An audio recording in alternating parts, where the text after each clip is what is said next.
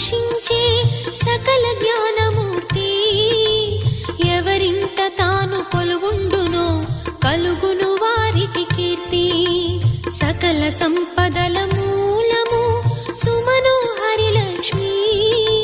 Shri చక్రవాసిని Mata Shri Vishnu Dharma Patni.